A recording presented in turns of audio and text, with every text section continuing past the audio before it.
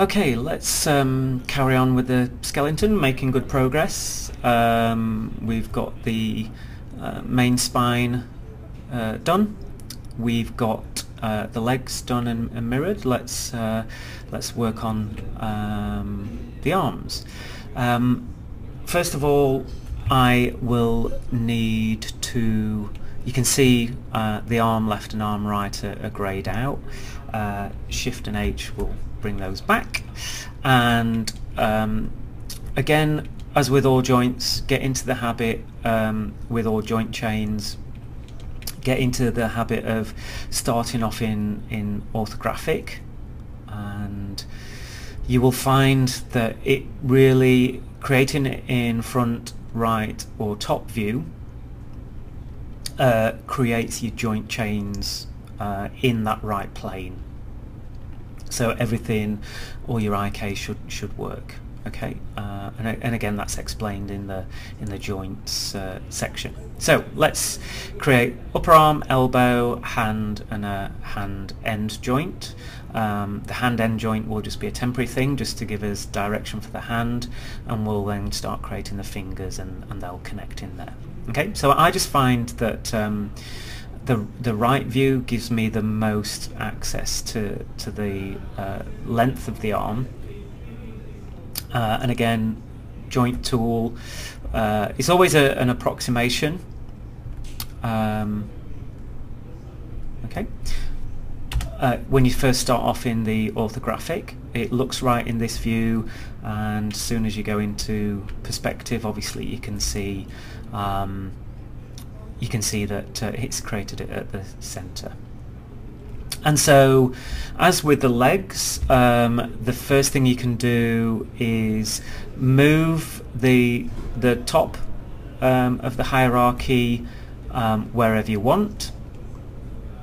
And I always find that with the upper arm, the arm joint itself, try to get it as central as you can within the mesh, and the upper arm joint kind of goes roughly halfway in the mesh itself, and that the reason for that is that when the arms bend in, down or up, it's equally distorting the mesh at the top and at the bottom, whereas if the upper arm was close to the top, the bottom of the armpit would have a lot of stretching to do. So I always find a lot with rigging characters, when you're setting up a skeleton, try to get the skeleton as middle of the mesh as you can. That's generally the rule.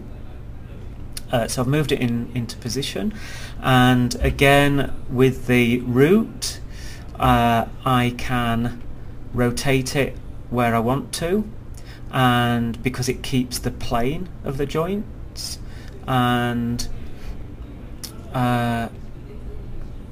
again rotate it so it follows the arm. Okay, so this is a little bit more fiddly.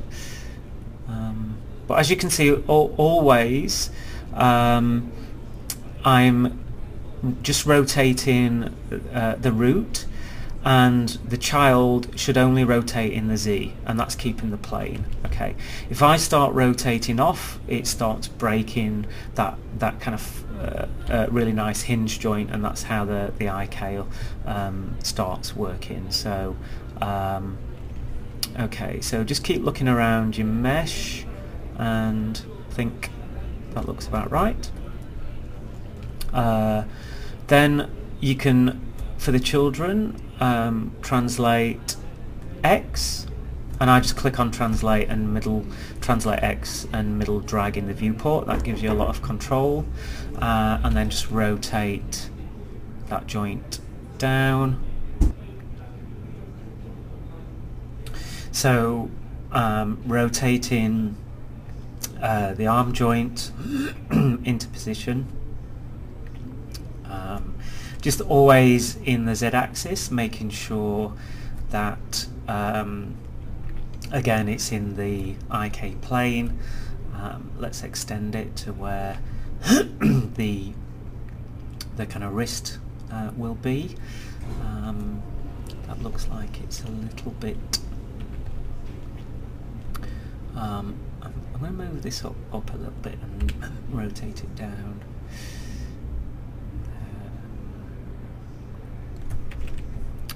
There we go.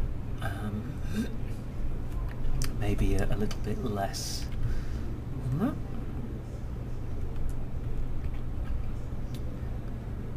Okay. There we go. So just keep constantly looking around your mesh, actually, and now that elbow is a little bit out, so let's just drop that down a bit. Move it forward.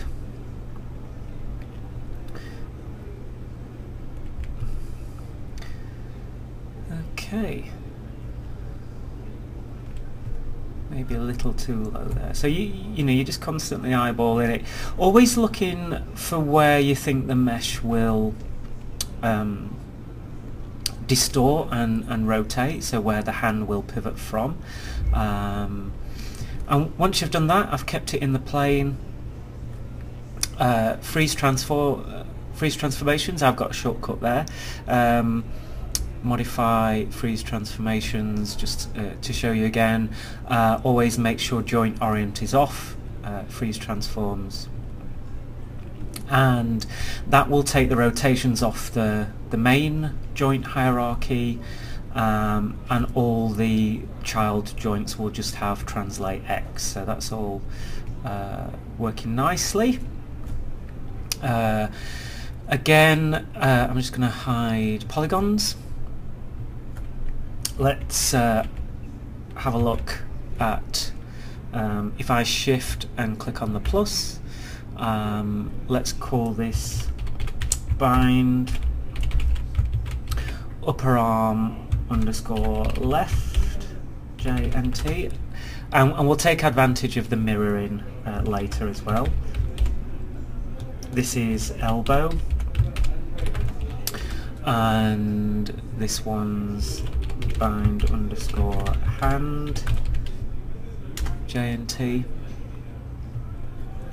and let's just call this bind underscore hand underscore end. We will delete this once the fingers are in place, but it was just a visual representation of seeing which direction the hand joint is pointing in.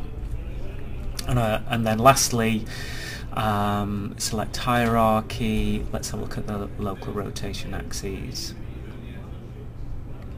So I've got Z pointing inwards on the hand. First port of call, always the end joint. Zero out the joint orients. And again, using the comet orient joints, 90 degrees. Flick that over twice, and there we go. Okay, so that's all aligned, and you can see how using the Comet Joint Orient tool, it just makes it so easy. You don't have to be in the orthographic.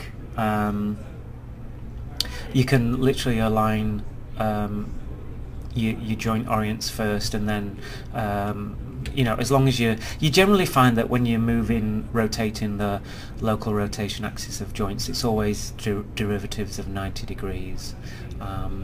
So select hierarchy and turn off the local rotation axes, and let's leave it there, and we shall look at doing the clavicle next.